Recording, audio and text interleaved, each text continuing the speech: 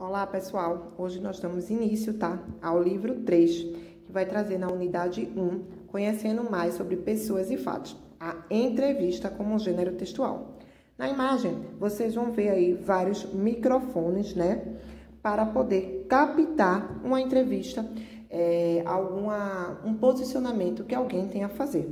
Então, o livro traz para a gente discutir o assunto e diz assim: o que a imagem representa? São microfones e gravadores, que são possivelmente reportes de diferentes veículos de comunicação, tanto televisivo, de internet, de rádio, para conseguir, captar a fala de uma pessoa ou de um grupo de pessoas que devem estar falando sobre determinado assunto. Também pergunta: você já se presenciou ou viu pela televisão uma situação em que ocorreu uma cena como esta, que está representada na imagem? Com certeza vocês já devem ter visto, meus amores? Uma entrevista, geralmente, é realizada com pessoas ou grupos de pessoas que têm certa representatividade em razão de algum fato ocorrido com elas ou alguém, feito ou ações que realizam. Leia o título da entrevista a seguir: Entrevista com Rezende Evil, o rei do YouTube. Você conhece a pessoa citada nesse título? Provavelmente vocês devem conhecer, ou então achar que está ultrapassado, porque isso é uma entrevista do ano de 2016.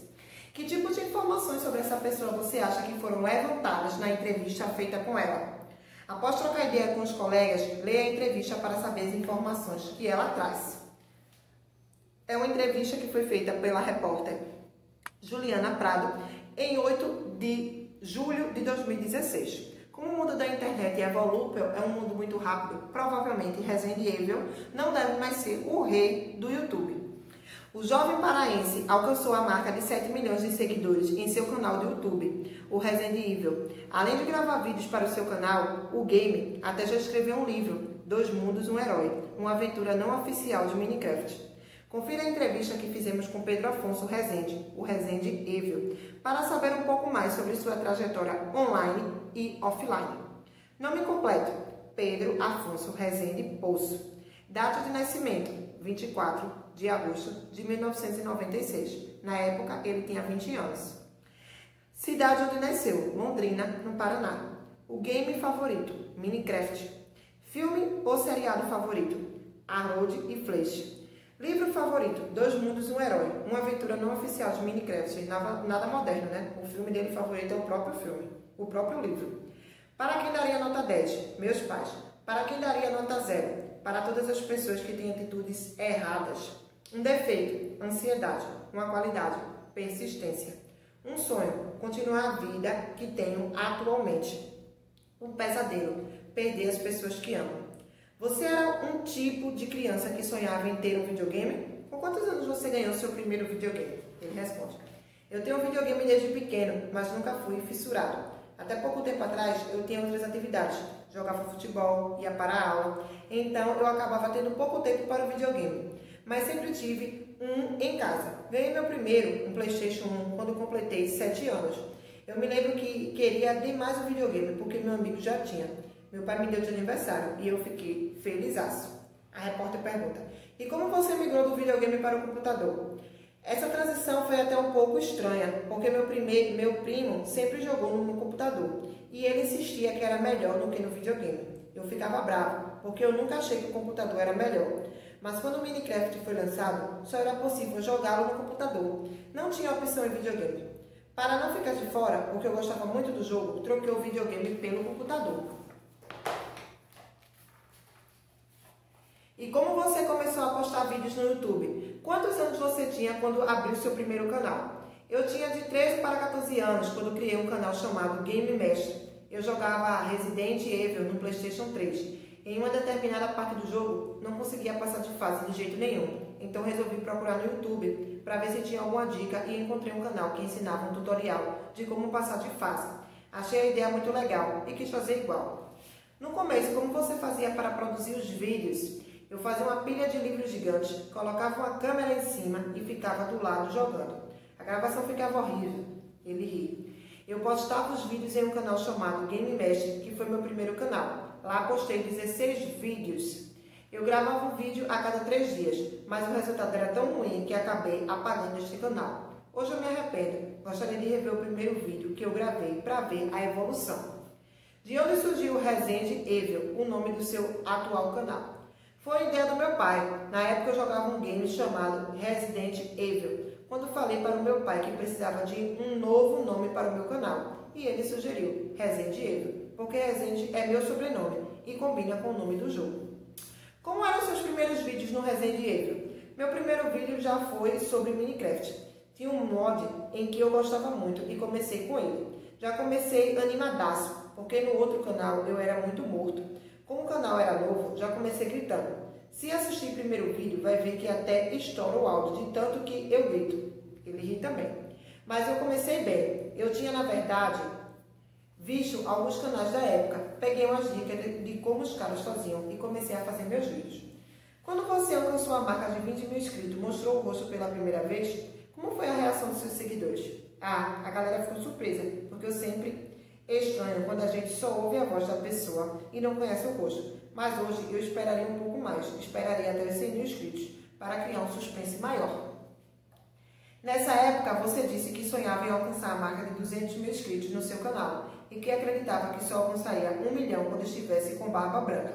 Como está sua barba neste momento, visto que seu canal tem 7 milhões de inscritos? Você um dia sonhou com isso tudo? Você entende a grandiosidade desta marca? Minha barba está crescendo, ainda não tenho muita, mas o que tenho não está branca, não. Tudo isso ainda é muito estranho para mim. É muito interessante saber que comecei depois de muito cara fera, que tenho muitos seguidores e que cheguei lá em cima e que hoje sou o maior game do Brasil. Depois de mostrar o rosto pela primeira vez, você começou a fazer vlogs. Você acha que o fato de seus seguidores ficarem sabendo mais sobre seu dia a dia fez com que você se tornasse mais próxima? Eu acho que sim. Eu gravava pelo celular com a qualidade ruim, mas filmava coisa que as pessoas se identificavam. No começo eu filmei no colégio, nos treinos de futsal. Teve uma vez no terceiro colegial que eu fiz um vídeo de um dia especial na escola, um dia de trote em que os meninos se vestem de mulher. Aquele vídeo bombou. A galera se identifica, né? E você morou na Itália por um tempo? Isso fazia parte dos seus planos? Eu estava terminando o terceiro colegial. Era no fim de 2003. Na época eu era goleiro e treinava futsal. Eu sabia que aqui no Brasil eu não teria muita oportunidade, porque o futsal não é tão forte. Um dia, eu estava disputando o Campeonato Paranaense e um olheiro me viu jogando e fui conversar com meu pai. Eu me lembro que eu teria 3 jogos seguidos neste campeonato, sexta, sábado e domingo. No primeiro jogo, eu fui super bem. Daí meu pai me disse que eu devia dar meu máximo nos outros jogos, porque eles tinham uma surpresa para me contar, mas que só me contaria no domingo, com o término do campeonato. E foi o que aconteceu. No domingo, eu fiquei sabendo da possibilidade de treinar na Itália. E o canal ficou abandonado nesse tempo?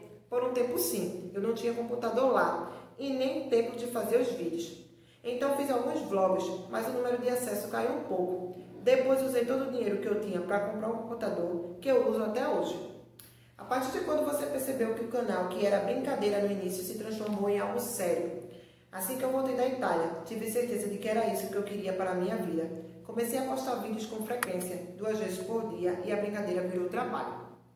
Como surgiu a hashtag ADR? De quem foi a ideia? Como foi a reação dos seus seguidores?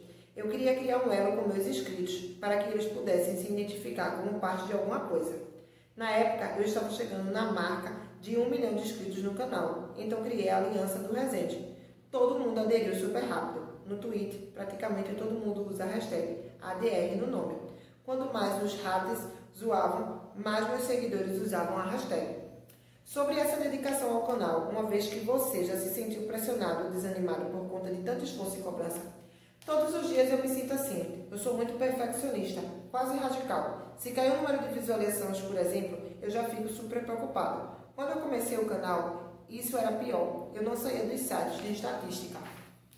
É chato ser um astro do YouTube? Não, eu gosto bastante. No geral, é bem tranquilo. Assim como você se inspirou em outras pessoas para começar, muita gente se inspira em você. Que dicas você daria para quem quer começar um canal? Na verdade, hoje a galera está entrando no YouTube achando que vai ficar rico e famoso. Assim não dá certo. Quando eu fiz meu canal, nem imaginava que dava para ganhar dinheiro com isso. Então, minha dica é, faça o canal porque você gosta, porque você quer e curte. Não entre achando que você vai ser o melhor YouTuber de todos os tempos. porque senão você vai desistir na primeira dificuldade que aparecer. E saiba que você terá que abdicar de muitas coisas, como deixar de sair com seus amigos para gravar vídeo, por exemplo. Então é isso, tenha dedicação e vontade. Você faria tudo de novo? Com certeza. O que mudou do Resende que comemorou 20 mil inscritos para o Resende que soma mais de 7 milhões de fãs? Agora eu tenho barba. Eu mudei bastante. Naquela época eu falava palavrão, não tinha a mínima noção de nada. Era um garoto brincando de videogame e fazendo vídeos. Hoje eu levo como trabalho. Sei que tem pessoas trabalhando comigo para fazer o canal dar certo. Sobre a parte de gravar os vídeos, só mudaram os números, porque eu faço com o mesmo objetivo, que é para as pessoas curtirem. Minha vontade é a mesma, a vontade de alegrar a galera que assiste é a mesma. Quantos vídeos você grava por dia? Eu passo de 5 a 7 horas por dia gravando. Geralmente gravo em um dia, os vídeos que serão lançados no dia seguinte. Às vezes eu adianto 3 ou 4 vídeos e vou para São Paulo, ou fico aqui mesmo descansando um pouco. Você tem medo que um dia tudo isso chegue ao fim? Eu morro de medo, mas se algum dia isso acabar, eu dou o meu jeito, vou fazer outra coisa. Quais são os seus planos para o futuro? Com relação ao canal, eu quero chegar a 10 milhões de inscritos até o fim do ano, sem ter a barba branca. Também quero postar mais vlogs no Resende Day. Para a vida, eu quero, em 1 ano e meio ou 2 anos, iniciar uma faculdade. Pode ser de medicina, porque meu pai é médico, de direito, porque gosto de argumentar, ou até mesmo alguma coisa ligada à publicidade. Ainda estou decidindo, mas sei que preciso ter um plano B. Além disso, quero investir o dinheiro que ganho atualmente. Quer deixar alguma dica para seus seguidores? Sim, quero agradecer todo mundo que apoia quando eu estou triste e coloco alguma mensagem no Twitter e a galera que me dá força para o canal continuar com frequência e ânimo. Obrigado por tudo. Júlia Prado, Vanessa Ferrari, entrevista com Resende Eu, o rei do YouTube. Está disponível no site Alto Astral. Pedro Afonso Resende Poço, conhecido apenas como Resende ou Resende Evil, esse jovem YouTube tornou-se conhecido não só no Brasil, mas em diversos outros países. Seu canal, o Resende Evil, é um dos mais acessados, com mais de 15 milhões de inscritos. Além de trabalhar de 15 a 17 horas por dia no canal como digital influencer, um influenciador digital, também mostra que tem habilidades nas áreas de literatura e de teatro. Publicou 3 livros, 2 Mundos, um Herói, uma aventura não oficial de Minecraft, De Volta ao Jogo e a Jogada Final, e também apresentou a peça do Teatro Paraíso, o espetáculo em diversas cidades brasileiras. Na página 13, tá? Até a página 16, está trazendo a questão de interagir no contexto. Bora lá? Primeiro, as informações apresentadas na entrevista correspondem a que você imaginou que seriam abordadas antes da leitura? Justifique sua resposta. Segundo, como vimos, geralmente são entrevistadas pessoas que têm certa representatividade social, o que fez com que Pedro Resende fosse entrevistado. Terceiro, de acordo com a entrevista, que idade Resende tinha quando começou a postar vídeos no YouTube e o que o motivou a fazer isso? Quarto, qual é a relação entre o medo do canal de Pedro Resende e o game Resident Evil? Quinto, relê esse trecho da entrevista. Depois de mostrar o rosto pela primeira vez, você começou a fazer vlogs. Letra A. Você sabe o que é um vlog? Se não sabe, o que imagina que deve ser? B. Sobre quais assuntos Resende fazia seus vlogs? Aí tem. Para que serve? O termo vlog, de origem inglesa, é a redução de expressão videoblog, vídeo mais blog. Trata-se de uma espécie de blog, no qual são postados vídeos produzidos sobre determinados assuntos, com uma periodicidade constante em geral, 1 ou 2 vezes por semana. A pessoa que produz os vídeos é chamada de vlog ou vlogueiro e os publica em sites como o YouTube. Para postar os vídeos é necessário que o vlogger crie um canal, um site que funcionará como um vlog. Sexto quesito está dizendo. De acordo com o youtuber, ele iniciou seu canal com a intenção de se tornar um grande gamer, quando ele teve consciência de que essa seria sua profissão. Sétimo, após o título da entrevista, há um parágrafo introdutório. Com que objetivo esse texto é apresentado? Oitavo, uma entrevista é composta de perguntas e respostas. No início da entrevista é indicado o nome da pessoa que a realizou, ou seja, do entrevistador. Identifique. Nono, logo no início da entrevista também aparece a data em que foi realizada, quando isso ocorreu. Décimo, em uma entrevista é comum a apresentação de dados bibliográficos do entrevistado. Verifique como isso foi feito na entrevista lida. 11º. A entrevista é um texto jornalístico. Com base nessa informação, responda às questões. Letra A. Onde a entrevista foi publicada? B. Em que outros veículos de comunicação, geralmente, encontramos entrevistas publicadas? C. Uma entrevista pode ser publicada por escrito ou também pode ser apenas transmitida ao vivo ou ser gravada oralmente. Nesse caso, onde geralmente elas são transmitidas? 12º. Uma entrevista caracteriza-se por ser uma troca verbal entre pelo menos dois participantes, que são chamados de interlocutores. Nela, há uma alternância de turnos de fala. Na entrevista oral, a fala de cada um dos interlocutores, cada um na sua vez, é o que marca a troca verbal. Em uma entrevista escrita, há outros recursos para indicar a troca verbal? Como os leitores identificam a fala dos personagens envolvidas na entrevista lida? 13º. Em uma entrevista escrita, estão envolvidos entrevistador, entrevistado e leitor. Letra A. Com base no assunto da entrevista lida, a que tipo de leitor a entrevista com que Pedro Rezende é direcionada? Ou seja, para que tipo de público era dirigida e por quê? B. Considerando esse público, para que tipos de assunto a entrevistadora direciona as perguntas que faz? C. Antes de realizar a entrevista, o entrevistador precisa pesquisar sobre o entrevistado. Com que finalidade isso deve ser feito? D. As perguntas feitas ao entrevistado demonstram terem sido preparadas com antecedência à realização da entrevista ou não. Justifique sua resposta. E. De que maneira ocorre o encerramento da entrevista? Na página 16, diz o seguinte: uma entrevista é um texto jornalístico, originalmente oral, composto de uma sequência de perguntas e respostas, que envolve pelo menos dois interlocutores, um entrevistador e um entrevistado. Pode ser transmitida oralmente em rádios, programas de TV e na internet. Também pode ser divulgada na forma escrita e publicada em diferentes veículos de comunicação, como jornais, impressos e digitais, revistas impressas e digitais, sites da internet, entre outros. Na entrevista escrita, há um parágrafo introdutório, por meio do qual geralmente são apresentados os dados bibliográficos do entrevistado, o resumo do assunto abordado e informações como local, data e duração da entrevista. Na parte de explorar a linguagem, diz o seguinte: primeiro, em uma entrevista, a maneira como os interlocutores, entrevistador e entrevistado, se dirigem um ao outro é muito importante para manter um bom clima de conversa entre ambos. Letra A. Na conversa com Rezende, que forma de tratamento a entrevistadora emprega para se dirigir a ele? Essa forma de tratamento é adequada? Justifique sua resposta. B. A forma de tratamento empregada nessa entrevista é informal e, apesar disso, não deixa de ser respeitosa. Que efeito o emprego dessa forma de tratamento gera na entrevista? Segundo, leia as seguintes informações. Dependendo da situação e dos interlocutores, as pessoas falam ou escrevem de modo mais formal ou menos formal.